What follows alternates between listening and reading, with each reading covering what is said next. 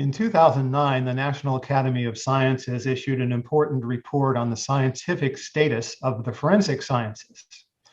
One of the issues that loomed large in that report is the potential for bias in forensic science, with the Academy saying things like forensic science experts are vulnerable to cognitive and contextual bias that renders them vulnerable to making erroneous identifications, that the discipline needs rigorous protocols to guide their judgments, but there's no good evidence that the field is doing it. Now, this surprised many people because there's a general perception of forensic science fueled by media presentations that it's a fairly accurate discipline, largely algorithmic. The experts put the fingerprints into a machine. The machine says match. Where's the bias? In reality, though, many forensic disciplines rely heavily on subjective judgments by trained experts. And the experts often have to examine relatively ambiguous stimuli and make decisions about them. This is a famous set of fingerprints. The print in the middle was one that was recovered from the Madrid train bombing in 2005, a major terrorist episode. It was mistakenly linked by the FBI to a fingerprint from a Portland, Oregon lawyer named Brandon Mayfield. Here's his fingerprint right here. You can see there's a lot of ambiguity in this print. It later turned out that Mayfield was not the source of the prints. There was a better match to a fellow named Omar Daoud, who was a suspected Algerian terrorist. And so once Daoud's print was found, Mayfield was off the hook.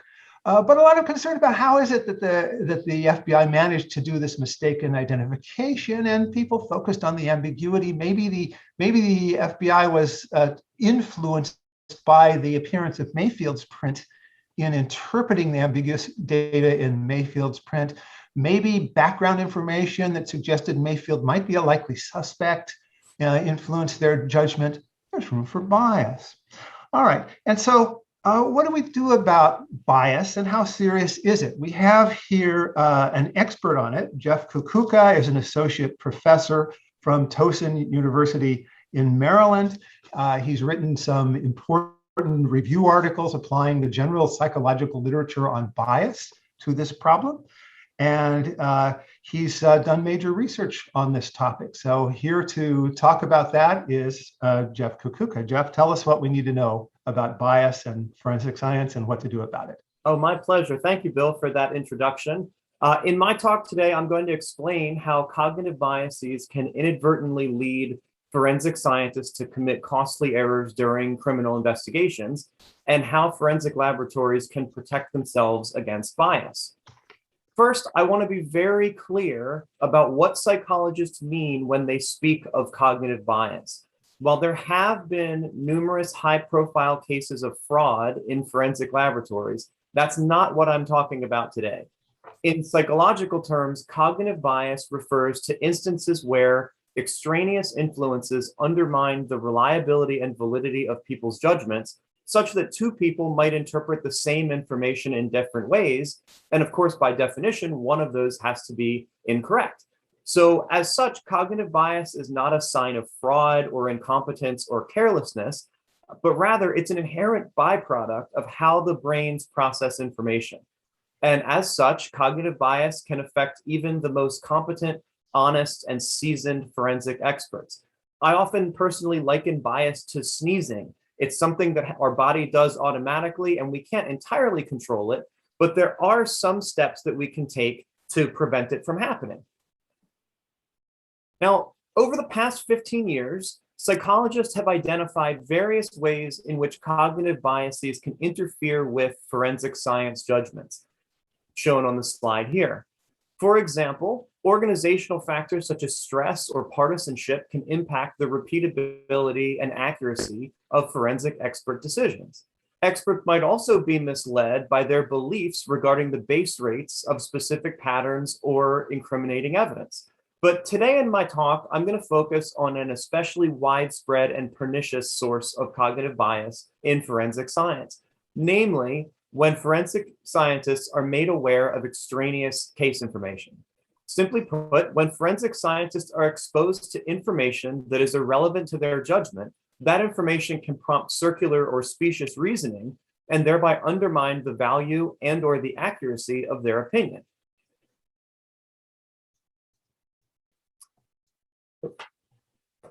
In one of the first studies to demonstrate this phenomenon, researchers asked latent print examiners to analyze pairs of fingerprints, including one from a crime scene and one from a criminal suspect, which, unbeknownst to them, the experts had actually analyzed themselves earlier in their careers.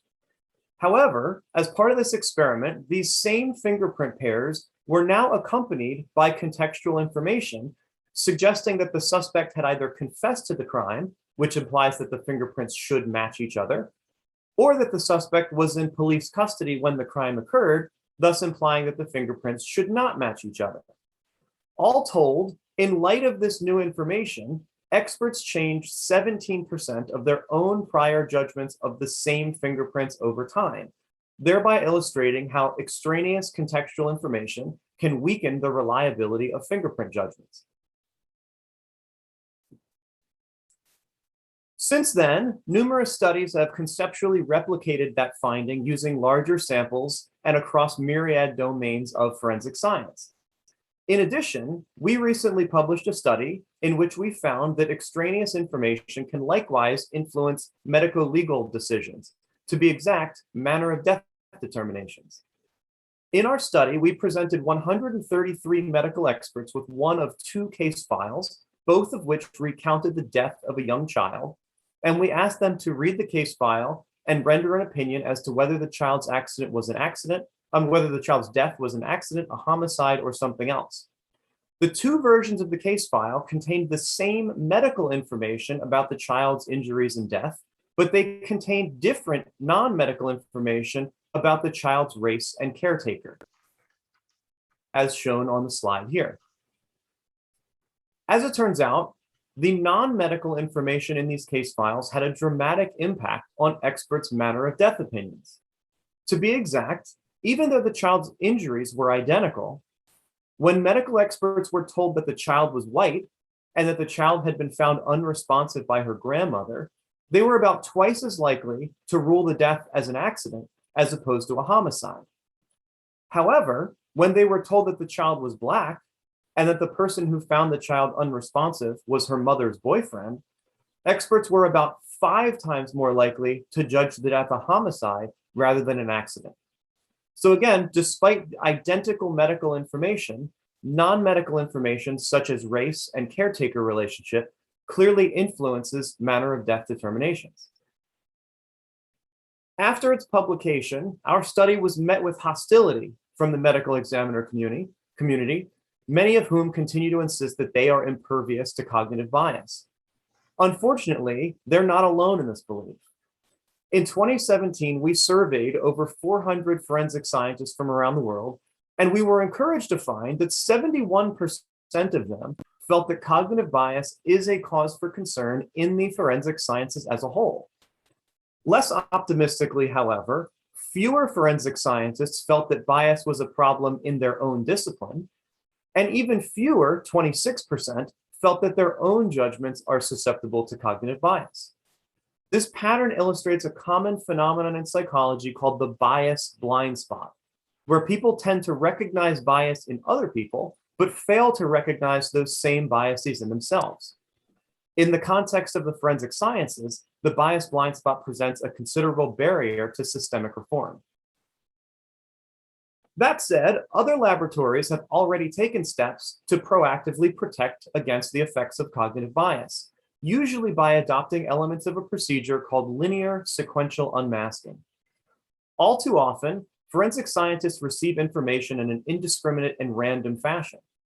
But in contrast, linear sequential unmasking requires experts to be thoughtful about what information they consider and in what order. Any information that is irrelevant to the task at hand should not be considered at all.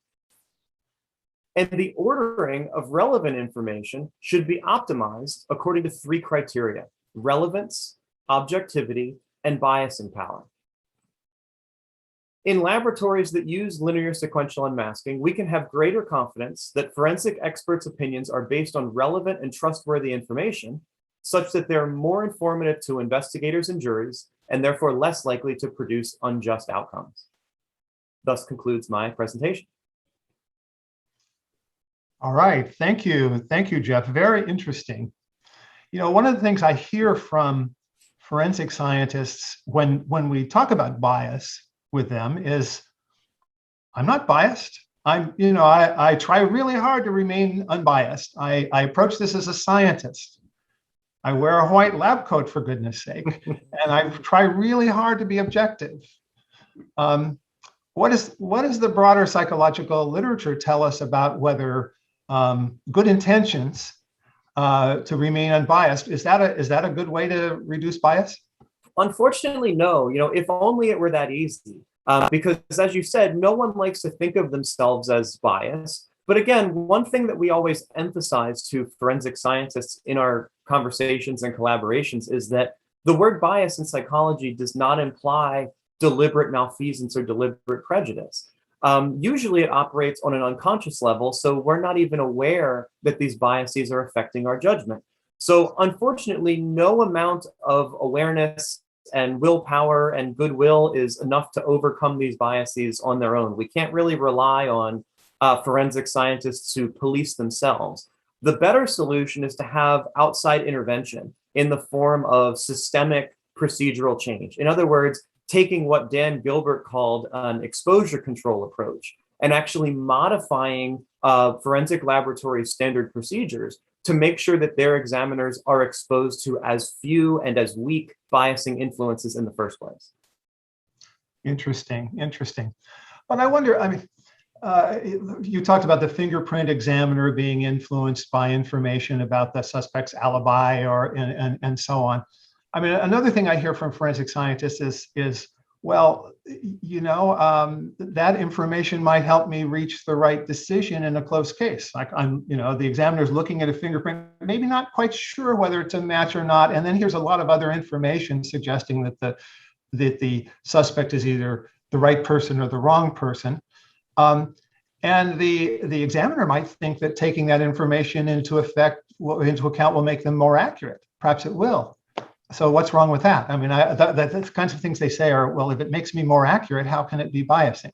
I've heard them say that as well, Bill. And, intuitively, it seems appealing that, relying on this contextual information makes us more accurate. So why shouldn't we want to be more accurate? The problem is that by relying on that extraneous information in order to reach a correct decision, forensic scientists run the risk of misleading judges and juries and other players in the criminal justice system, insofar as those other parties tend to assume that the forensic scientist's judgment is made independently of other evidence and provides independent corroboration of either guilt or innocence. The problem, for example, is if the forensic scientist relies on the confession in order to arrive at an opinion about the forensic evidence, we run a risk of double counting certain pieces of evidence. That is to say, at trial, the jury will be made aware of the defendant's confession, and then they'll also be made aware of the incriminating forensic evidence via the opinion of the expert. Without realizing, they'll be under the impression that those are two independent pieces of evidence that point to the same conclusion, without realizing that the forensic expert's opinion is itself a product of the confession.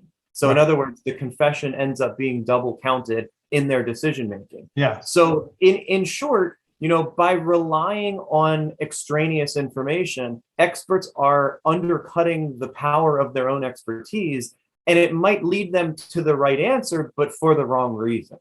Yeah, it's an interesting paradox in a way, and in an effort to make themselves more likely to be right, the forensic scientists might be undermining the value of the evidence they provide to the jury in ways that make the legal system more likely to go wrong. I mean, exactly right. I mean, for example, I have zero training in fingerprint analysis, but if you showed me some fingerprints and you informed me, say, of DNA test results ahead of time, I could probably achieve a respectable accuracy rate, but that doesn't make me a fingerprint expert. Right. No, that would make you, it would make you a fraud. And so, okay, I get the point. It's a very interesting. Well, what if, you mentioned forensic labs taking steps to try to reduce the potential for a bias. Can you talk a little bit more about that? There have been some very eye-opening published accounts, firsthand accounts from laboratories that have taken proactive steps to address the issue of bias. Several labs in the Netherlands and Australia, for example, but even closer to home, Houston, Texas has been at the forefront of reforming their own forensic laboratory procedures.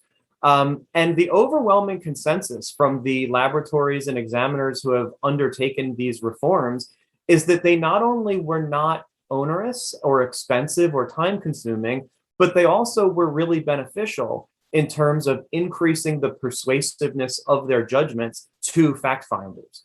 And it could be something as simple as convening all of the examiners in the laboratory, reviewing the standard procedures, considering what information is versus is not essential to their decision making. It doesn't have to be a really expensive or time-consuming undertaking, but there are, people have gone about it in different ways, and they're sort of balancing the idealism of mitigating bias with the practicality of being able to have a functioning and efficient forensic lab. We've had the privilege of being involved in some of those conversations and sort of helping them design their procedures in a way that minimizes that risk. It's interesting. Well, certainly blinding procedures have been quite common in other scientific domains where expert judgment or expert evaluations that are kind of subjective are play an important role. So clinical medicine, for example, even astronomy has historically relied upon blinding procedures. So I suppose what you're talking about is steps to bring forensic science in line with the broader scientific community's efforts to improve scientific rigor by reducing subjectivity. Absolutely, right. We as a field, we've known for a very long time that blind or double-blind procedures reap considerable benefits. And in fact, the procedure that I described on that last slide, linear sequential unmasking, we actually developed as a procedure for that could be adapted for use in any expert domain. So we talk about the use of it in forensic science, we talk about the use of it in medicine, but we also talk about it in the use, context as diverse as, say, workplace safety inspections, right? Generally speaking, if we can ensure that experts' judgments are uncontaminated by extraneous factors, we can be more confident in the validity of those judgments. And forensic science is no exception. Yeah, and I've heard that the FBI's lab fingerprint section has adopted a version of linear sequential unmasking in fingerprint analysis in the wake of the Mayfield case, which I think is a positive development. Totally agree. Let me ask, I have a couple questions about the forensic pathologist study, which I know has been a controversial study. I mean, you said at one point that extraneous information like race and the caretaker relationship might influence the determination of manner of death, but you can't distinguish those two sources in your study, right? You manipulate that's correct. Yeah. Simultaneously, so you can't say whether the bias is a racial bias or a caretaker bias. It was just a general difference in the background information that influenced the judgment as to manner of death. That's correct. We did not design that study in a way that allows us to isolate the effect of race per se. So we are very careful in the paper, and we've been very careful since then to make it as clear as possible that we cannot say for sure that the race of the child was the driving factor behind the effects that we observed. What we did is we created two case files that varied in terms of the sort of non-medical information that medical examiners and forensic pathologists customarily receive. So we cannot definitively say whether the effects were due to race, caretaker, or some combination of the two. But what we can definitively say is that, at least in our view, those manner of death decisions were influenced by information that should not have been considered. Well, I mean, are you sure about that, Jeff? Because I know you talked about the difficulty. I can see why it would be bad for a fingerprint examiner to take into account the suspect's alibi and so on. But might it depend in part on what the purpose of the expert's analysis is? I mean, if I see your point if the forensic pathologist is going to testify in court, but what in some cases we rely on medical examiners and pathologists to make a final determination for public health purposes. If that's what they're doing, shouldn't they take into account all the information? I do think it depends on the function that their judgment is serving. As you said, it's not at all uncommon for forensic pathologists, medical examiners, et cetera, to testify during a criminal trial as to a cause of death and a manner of death, but they are not the final decision maker in that case. The final decision maker is the jury, and the jury deserves to know what exactly led to that determination, a little more transparency with respect to how they reached that opinion. You also mentioned that medical examiners often make those judgments purely for public health reasons. And in that case, they shouldn't be used in criminal proceedings at all, arguably, because the pathologists that responded to our study were very candid in admitting this. Because those judgments are used for public health, population level statistical purposes, any individual determination should not be taken as a matter of fact. And in fact, they went on to say that they're not intended to be scientific judgments. They're not intended to have a quote unquote right answer, which is all well and good until a defendant's livelihood and freedom hinges on those judgments. So I do think, we could take somewhat of a triage approach in the real world where the linear sequential unmasking and other sort of debiasing procedures are reserved for the cases where their judgment has the, strongest consequences attached to it. Interesting. Yeah. So it may be that whether something's a bias or not depends on what role the person's playing and in the process. We'll find what. Do you have any advice that you would give to a forensic pathologist who was doing a medical examination in a high-profile case, say a case involving a police killing or something like that? That's a great question. Bias? And unfortunately, we've seen a lot of that in the news recently, and that issue has really been at the forefront of our national conversation. It's a great question because unlike some other more laboratory-based forensic science disciplines, forensic pathologists and death investigators more generally, they often need some degree of contextual information in order to be able to do their job.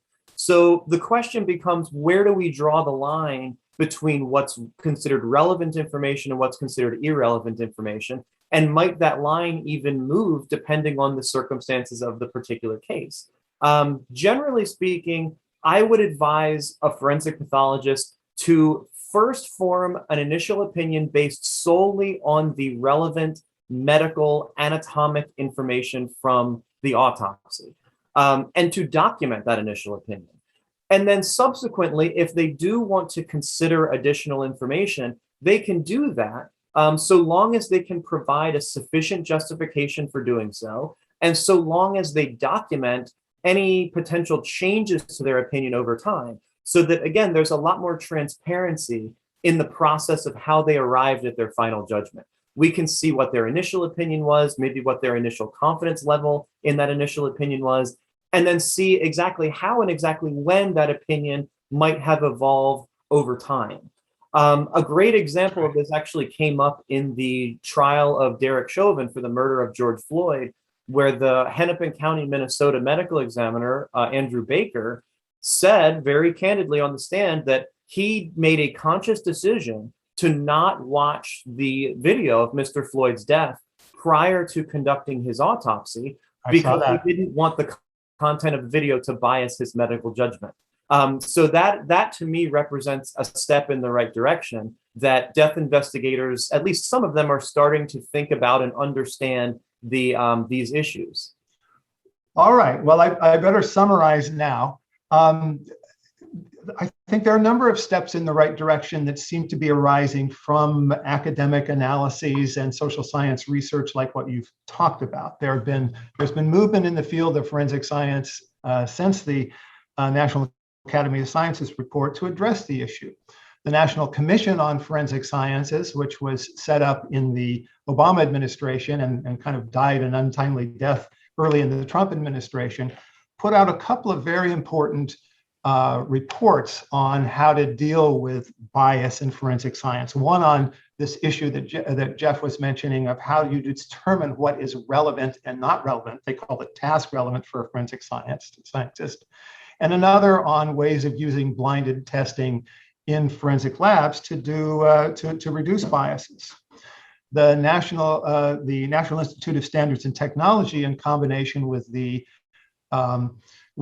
Department of Justice, has established an organization called OSAC, which is developing consensus-based standards for forensic science.